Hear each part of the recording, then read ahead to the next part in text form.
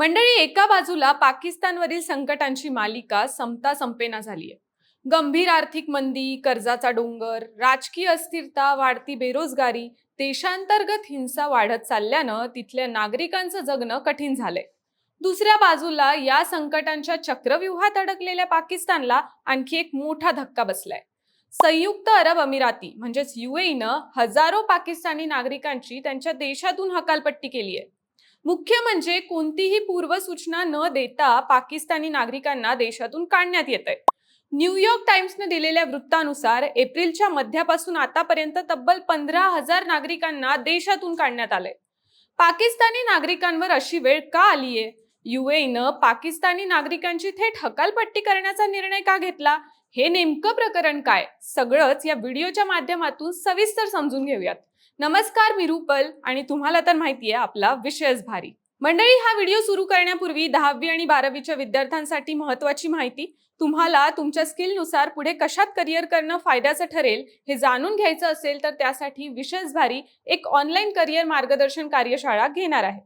यामध्ये 10वी-12वी नंतरच्या विविध शाखा, करिअर ऑप्शन्स आणि भविष्यात कशात जास्त संधी मिळेल हे सगळं तुम्हाला एक्सपर्ट सांगतील. तर त्या कार्यशाळेसाठी नोंदणी करायची असल्यास डिस्क्रिप्शन मध्ये दिलेल्या लिंकवर नोंदणी करा. आता आपण मेन मुद्द्याकडे वळूयात. मंडळी, UAEच्या या धडक कारवाईमुळे आधीच डळमळीत झालेली पाकिस्तानची अर्थव्यवस्था पूर्णपणे कोलमडण्याची शक्यता निर्माण झाली आहे. यापूर्वी सौदी अरेबियानंही हजारो पाकिस्तानी भिकाऱ्यांना देशाबाहेर हाकललं होतं. भीक मागण्याच्या आरोपाखाली तब्बल 56,000 पाकिस्तानी नागरिकांना देशाबाहेर हाकलण्यात आलं होतं. त्यावेळीही पाकिस्तानला आंतरराष्ट्रीय पातळीवर नामुष्कीला सामोरं जावं लागलं होतं. आता UAEनं पाकिस्तानी नागरिकांची हकालपट्टी का केली हे समजून घेऊयात. माध्यमांनी दिलेल्या माहितीनुसार अमेरिका इस्रायल विरुद्ध इराण संघर्षात पाकिस्तान मध्यस्थीच्या नावाखाली स्वतःचा फायदा पाहत असल्याचा आरोप आहे. खुद्द इराणचीही हीच भूमिका आहे. पाकिस्तान हा अमेरिकेच्या हातातील बाहुले आहे आणि तो अजिबात भरवशाचा देश नाही असं इराणचं म्हणणं आहे. पश्चिम आशियातला वाढता तणाव बघता UAE प्रामुख्यानं आपल्या देशातून शिया मुस्लिमांची हकालपट्टी करत आहे. सध्या पश्चिम आशियातील वादावर कायमस्वरूपी तोडगा काढण्यासाठी पाकिस्तानची धडपड सुरू आहे.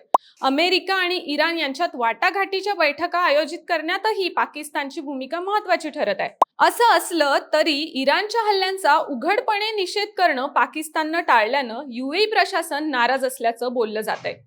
एकूणच या संपूर्ण वादाचं कारण धार्मिक आणि राजकीय समीकरण असल्याचं बोललं जात आहे. आता या नाराजीचं कारण सोप्या भाषेत समजून घेऊयात. तर इराण हा पश्चिम आशियातील शिया देश आहे आणि UAE सुन्नी बहुल आहे. पाकिस्तानही सुन्नी बहुल देश असला तरी इराण नंतर जगातील दुसरी सर्वात जास्त शिया लोकसंख्या पाकिस्तानात आहे. पाकिस्तानात जवळजवळ 4 कोटी शिया मुस्लिम राहतात. आता इराण अमेरिका युद्धात UAEला आशा होती की पाकिस्तान सुन्नी बहुल असल्यानं इराणच्या हल्ल्यांचा थेट निषेध करेल, पण तसं काही चित्र दिसलं नाही. परिणामी UAEची नाराजी वाढली आणि UAEनं कारवाईचा धडाका लावला. आता या कारवाईनं पाकिस्तानची अर्थव्यवस्था खिळखिळी होईल असं बोललं जातंय. ते कसं? तर माध्यमांनुसार सध्या 20 लाखाहून अधिक पाकिस्तानी नागरिक UAE मध्ये नोकरी किंवा व्यवसाय निमित्त राहतात. गेल्या वर्षात या कामगारांनी तब्बल $8 अब्ज अधिक म्हणजे जवळजवळ 765.6 अब्ज रुपये परकीय चलन पाकिस्तानमध्ये पाठवलं होतं. हे चलन त्यांच्या अर्थव्यवस्थेचा मुख्य कणा आहे. परिणामी UAEच्या अलीकडील कारवाईमुळे पाकिस्तानचा हा परकीय निधी धोक्यात आला आहे आणि पाकिस्तानची चिंता वाढली आहे. महत्त्वाचं म्हणजे UAE पाकिस्तानला दशकांपासून आर्थिक आधार देत आहे आणि आता UAEनं आपली भूमिका कठोर केली आहे. माध्यमानुसार एप्रिल 2026 मध्ये UAEनं आपलं $3.5 अब्ज कर्ज तातडीनं परत घेतल्यानं पाकिस्तानचं कंबरड मोडलंय. हे कर्ज फेडण्यासाठी पाकिस्तानला सौदी अरेबियाकडून मिळालेल्या पैशांचा वापर करावा लागला आहे. मुख्य म्हणजे UAEनं आता पाकिस्तानला स्पष्ट इशारा दिलाय की इथून पुढे तुम्हाला फुकट काहीही मिळणार नाही आणि जे आधी दिलं आहे त्याची सक्तीनं वसुली केली जाईल असंही सांगितलं जातंय. आता या कारवाईवर पाकिस्तानी नागरिकही संतापले आहेत. काही नागरिकांनी न्यूयॉर्क टाइम्सला सांगितलंय की त्यांना कोणतेही कारण न देता अटक करण्यात आली. अनेक दिवस नजरकैदेत ठेवण्यात आलं. देशाबाहेर पाठवण्यापूर्वी त्यांची बँक खाती गोठवण्यात आली. काही नागरिकांनुसार शिया मुस्लिमांच्या प्रार्थना स्थळांवर विशेष बायोमेट्रिक यंत्रे लावण्यात आली आहेत. त्यांना ओळखपत्र दाखवल्याशिवाय कोणालाही आतमध्ये प्रवेश दिला नसल्याचा दावाही पाकिस्तानी नागरिकांकडून करण्यात आलाय. अनेक पाकिस्तानी नागरिकांना अचानक अटक करण्यात आल्याची ही माहिती समोर आली आहे. एका कामगारानं सांगितलं की दुपारचं जेवण मोफत मिळतं म्हणून तो शिया प्रार्थना स्थळावर गेला आणि त्याला अटक करण्यात आली. पाकिस्तानच्या पंजाब प्रांतातील असलेल्या तरुणाबरोबरही असंच काहीसं घडलं.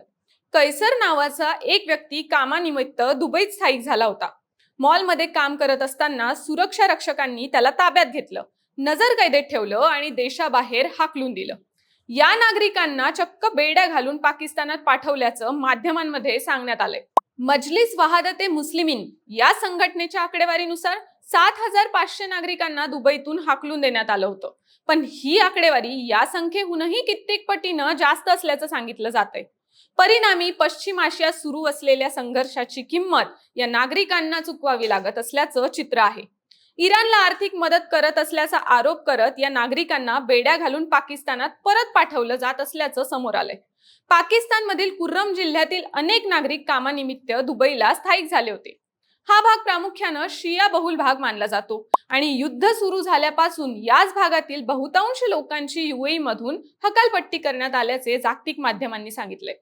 हकालपट्टीच्या या कारवाईनंतर आता यावर पाकिस्तानची भूमिका काय असेल हे पाहणंही महत्त्वाचं ठरणार आहे. बाकी तुम्हाला युएईच्या या कारवाईबद्दल काय वाटतं ते आम्हाला कमेंटमध्ये नक्की सांगा आणि आमच्या विशेष भारीच्या YouTube चॅनलला सबस्क्राईब करायला विसरू नका. धन्यवाद.